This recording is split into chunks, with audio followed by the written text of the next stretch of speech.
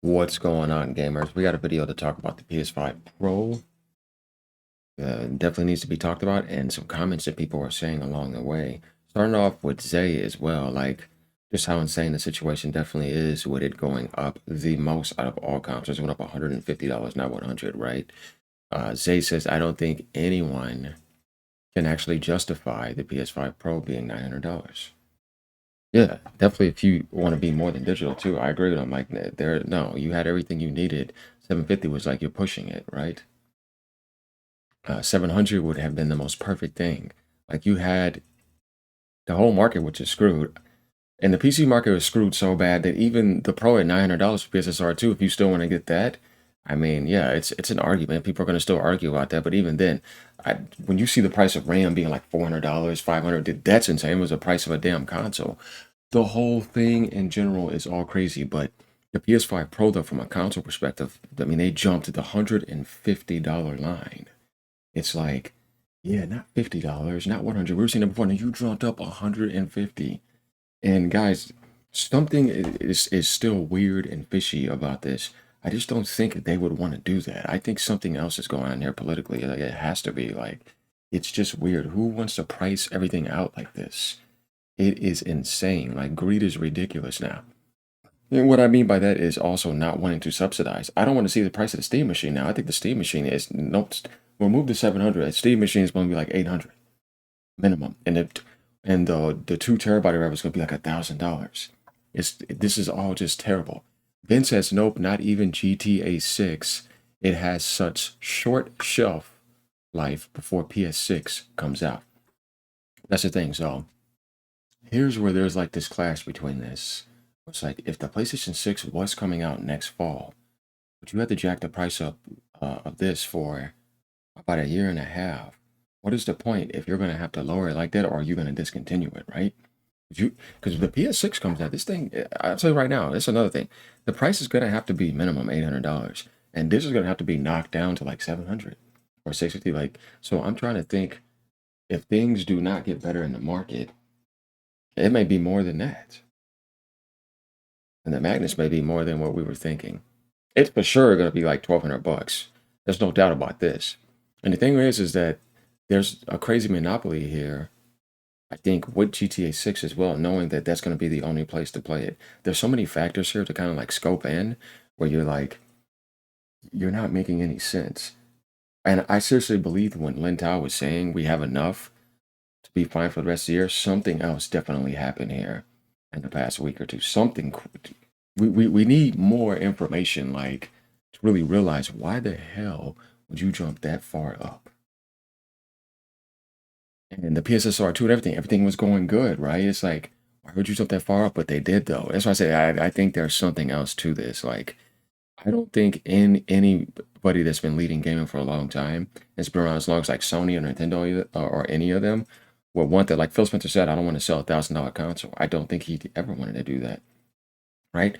I don't think the true people that are at Sony want to do this. I think there's something else going on, and they're not subsidizing. I think it's getting pretty crazy, honestly. And then there's things that are just destroying gaming completely. Just like the prices of RAM. Who wants that there? So the prices of PC, like it's all weird behavior to me, like and completely inhuman. He says I wouldn't be surprised if there was internal conversations to delay GTA 6 due to these prices. Most definitely wouldn't happen, but I don't imagine Rockstar is too happy about this. Yeah, of course. I don't think they're going to delay it though. Doesn't make any sense because the difference between Xbox and PlayStation, even in both of these, and I think the Xbox will probably end up going up even more again, is that Sony kind of already got their generation, meaning you got your 100 million. They're going to at least get to that. And it's like, so you had that, but man, how is this going to look for the PS6? I think it may be the most uh, insane struggle Sony's going to have for the beginning of a generation. I think it's going to be rougher than PS3. At the rate that things are going now, I don't know what to say about that because it depends on how things change and when they launch it. But if they decide to launch it in 2028 and everything gets better, then maybe they may be able to adjust and get it to probably about 700. But the way it's looking right now, man, it's looking like 800 minimum. And no console ever launches like that type of price. You know what I mean? It's like that's your base model. And it's just looking like that may be a very real reality. We're not going to say Magnus as a console because that thing is a PC. So they're out of the ballpark for that. Cooley says, I have one. I got it at launch, and yeah, there's no justifying that at all. It is not worth $900. No, that's not what you think about when you think about a console. The PlayStation 5 Pro is not a damn PC coming like a console, like a Steam machine. You can't even get on a browser and think, I don't know, it's for video games. And they had the sweet spot with the PSSR 2 value. Like, I think 750 was like, no. 700 is a sweet spot, obviously, but I think 750 was like, okay, keep it there and just don't drop it, right? But this right here, yeah, I mean, they just canned everything. This guy says the price will cut in half in about 2 years once the PS6 is out. Such a waste of money. Well, that's what I'm saying. And that's what I was trying to tell people. If the PS6 is coming out for like 700 or 800, they're going to have to drop this thing down like 650 to 600. And if they don't want to subsidize after a while, it'll be in that Steam Deck situation. Remember what Valve was saying? They're just going to discontinue it, right? And they just dropped it off because it just looks embarrassing at that point. And I think the PS5 Pro might be in that situation. It may be a short-lived console or mid-gen console. PS5 Pro was around long enough, but how many did they keep on making?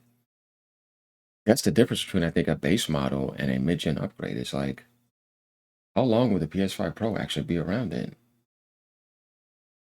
It's something to think about. It'll get what it needs for the GTA 6 and Sony making everything exclusive. That's the only way they're going to do things, right? But like out of that, it's like, how long will you really be around then? If the PS6 was truly launching next year, it literally just makes it irrelevant. If it's going to be $700-800, or maybe 800, right? It's not going to make any sense.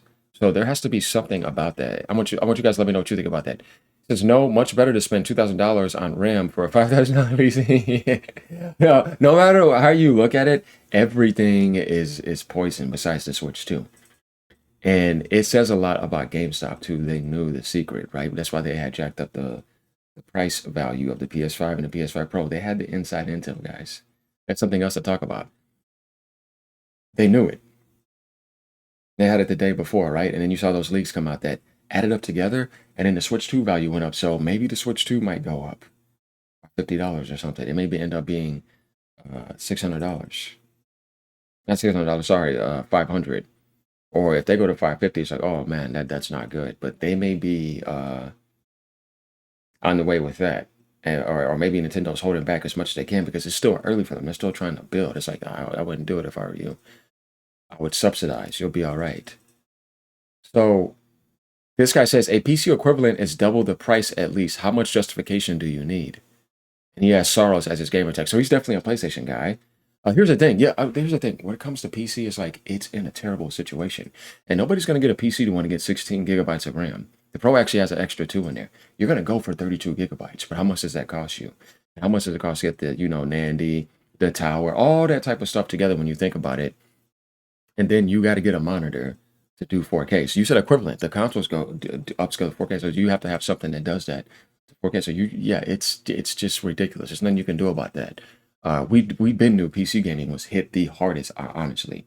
But in the console industry, PlayStation now is hit the hardest. And the reason why I say PlayStation is even hit harder than Xbox, and I mean this from a value perspective, is because how much more people are in the PlayStation ecosystem. How PS6 is a very important thing for Sony. They're going to have 100 plus million, and they had 117 or 118 million with PS4. Nintendo didn't get hit this hard. They're not jacking prices up like that with multiple models and all that. We're going to see what happens with them though, but they could be in a situation where it hurts them even more because they're still early in their console cycle, whereas PlayStation and Xbox are heading towards their 6th year. Sony's going to get their 100 million. And it could drop the PS6 and it's like, oh, I did it in the end though. But prior to that, you got deals, and I gave you a crazy deal on the holiday. That's the difference between PlayStation and Nintendo and PlayStation and Xbox, whereas Xbox didn't blow up and sell at least 50 to 60 million. No, it tanked off really bad. And it could go up again, and they have to move on and focus on subscription and focus on being a strong third-party publisher. Sony's trying to go back to exclusive only, but the prices are ridiculously expensive. And it's like, yeah, the problem with this though is that you have to do a conversion in the PS6. That you got a huge base there. So the people that already have it, they dodged a bullet. Yeah, and that's literally going to be 85 to 90% of PlayStation sales. From that point of view, I guarantee you some of them are probably looking at that. So it's like, yeah, you got what you needed, Sony. Your generation is pretty much solidified. You got your 100 million. And now you're being very expensive in the end. And with all this political garbage and all this other stuff going on and all this greed and nothing going down, just the most insane generation ever. Matt Piscatella came over here and said, as video game hardware prices continue to jump rapidly, this market will lose presence in middle income households, while lower income households may be removed entirely. Now, if you're talking about what the prices are currently at this moment, that's what it could feel like. But how much more is PlayStation 5 really going to sell? I would think it would have hit 100 million, 105, maybe 110 if they could get there. Right now, that's going to be harder. So you would be talking about them at this point right now, whereas Nintendo Switch 2 is still open at its price at 450, right? And the middle class, it's like, yeah, it seems like there's an attack on that for sure. So it's like, what percentage are you talking about after they already hit their 90 something million? Because they got what they have. But if this is going to carry over into the PS6 and this market doesn't get better, this is a very, very nice statement right here because it actually makes sense. It's going to become a luxury hobby, which it shouldn't be. It should be more for the common whole. Video game players can be expected to shift to lower barrier of entry, more accessible gaming options as they get priced out. Mhm. If dedicated gaming devices are available only to the rich, it will be IMO a very, very bad thing for gaming overall. Yeah, how are you going to make back that money? You got to have a good amount of base to be able to do that. That's why I feel like that this has to be a bubble and it can't last. And it's like some insane bubble right now. In 2026 and in 2027, it'll pop. There's no there's no other intelligent solution to it. Lucky Sony, like I said, they're in a position where they already pretty much have almost 85 to 90% of their generation done. They're going to have to finish it off like this, which is not good. I was hoping for them to finish stronger. But it seems like this is a way of like, oh man, that's a dagger to like the rest of the people that want to get in, or somebody who was thinking about playing GTA 6 this holiday that don't have a PlayStation.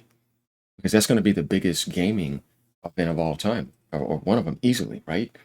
And how are you going to get in if you're not part of that 80 some percent that already has the devices or the base models, right? Well, they're going to be facing that exactly what he's talking about. This is the entry barrier to get in and play GTA 6. It is kind of like an elite thing where it's like, if you don't have that, you're going to have to do this. And then there's people saying, no, man, people go and buy cell phones every year. These new iPhones, spending $1,000. Like, there is something to that for sure, too. But console gaming is a little bit different than that. But at the end of the day, it's like, yeah, this just sucks. So this guy said, here we go. I just don't see it. The phone argument isn't one to one, but it hasn't stopped people from upgrading annually to semi-annually. Tech is always in high demand. I don't like escalating prices more than the next guy, but I don't see this pricing people out of the market. I agree with him in that way because people, if they want something, it's like that. It's my hobby. You know what I mean? I'm going to pay whatever, like a crackhead or something. Debt, debt is a sad reality in today's Western world, and we're carrying more of it than ever. Also, dude needs to stop this blue sky BS. He's not. I think they just want to. It's the Twitter drama. Yeah, we've talked about blue sky before when it comes to other stuff. I'm not getting into that though. That's not what this is about. But what this is going to do for sure is, like I said, if this carries over into the PS6, they're going to be struggling to make their money. Like they thought like now was bad, where it's like these games cost this much and we need more people to buy games. Or if you're gonna go exclusive only, you better be able to have a base. Or you better be cross gen. Have to be cross gen for a while. Ain't gonna be no PS6 exclusives, right?